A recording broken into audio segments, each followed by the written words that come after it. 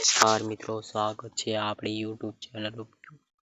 તો આજે આપણે જોઈશું કે મકર સંક્રાંતિ પર લાભ દ્રષ્ટિ યોગ આ 4 રાશિને કરાવશે જોરદાર લાભ, પ્રગતિના દ્વાર ખુલશે। મકર સંક્રાંતિ 2026 ચોક્કસ રાશિઓ માટે ખાસ કરીને શુભ તક લઈને આવે છે।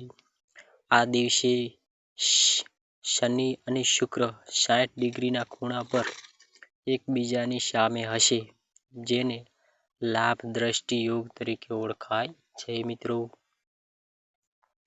લાભ દ્રષ્ટિ યોગ આ વર્ષની મકર સંક્રાંતિ ઘણી રાશિઓના ભાગ્યને બદલી નાખશે।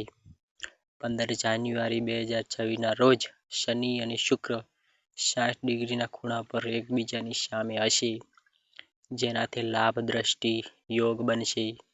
મકર સંક્રાંતિના થોડા સમય પહેલા કેટલીક રાશિઓ આ અસરનો અનુભવ કરી શકે છે। શુક્રનું મકર રાશિમાં ગોચર 13 જાન્યુઆરી 2026ના રોજ મકર સંક્રાંતિના આગલા દિવસે શુક્ર શનિની રાશિ મકર ગોચરમાં કરશે। આનાથી દ્રષ્ટિ યોગનો લાભ મળશે અને આનાથી પણ મજબૂતી મળશે। તો ચાલો જાણીએ કે આ સંયોજનથી કઈ રાશિના લોકોને સૌથી વધુ ફાયદો થશે। મિત્રો, વૃષભ રાશિ। વૃષભ રાશિનો સ્વામી ગ્રહ શુક્ર છે। આ વખતે શનિ સાથે મળીને તેનો લાભ દ્રષ્ટિ યોગ બનાવી રહ્યા છે। આના સૌથી મોટા ફાયદા વૃષભ રાશિના જાતકો માટે નાણાકીય ઉન્નતિ, પ્રમોશન, જીવનની સુખ સુવિધાઓ અને સામાજિક સન્માન હશે। કામ પર તેમની મહેનતની પ્રશંસા કરવામાં આવશે મિત્રો, અને જીવનમાં ઘણા સકારાત્મક ફેરફારો પણ જોવા મળશે। તુલા રાશિ। શુક્ર પણ તુલા રાશિનો શાસક ગ્રહ છે।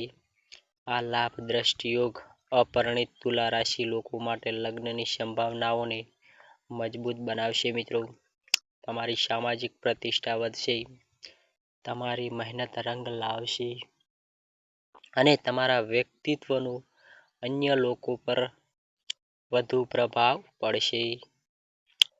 પછી આવે છે મકર રાશિ। તો ચાલો જોઈએ મકર રાશિ વિશે। મકર રાશિના અધિપતિ શનિદેવ છે। આ લાભ દ્રષ્ટિ યોગ દરમિયાન મકર રાશિના જાતકો સ્થિરતા અને નવી તકોનો અનુભવ કરશે। જૂના બાકી રહેલા કામ પૂર્ણ થશે અને નવા પ્રયાસોમાં સફળતાની શક્યતા વધશે। તો ચાલો જોઈએ કુંભ રાશિ વિશે। તો શનિ પણ કુંભ રાશિમાં સ્વામી ગ્રહ છે। આ શુભ સંયોજન કુંભ રાશિના જાતકોને કાર્ય સરળ બનાવશે અને તેમના જીવનમાં સકારાત્મક પરિવર્તન લાવશે।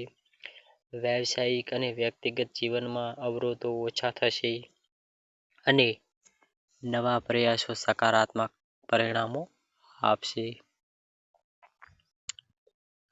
તો મિત્રો, વિડીયો પસંદ આવે તો લાઈક કરજો અને સબસ્ક્રાઈબ કરી લેજો। મિત્રો, આવી અવનવી માહિતી મેળવવા માટે આપણી ચેનલને સબસ્ક્રાઈબ કરી લેજો। તો વિડીયોમાં બસ આટલું જ। જય હિન્દ, જય ભારત।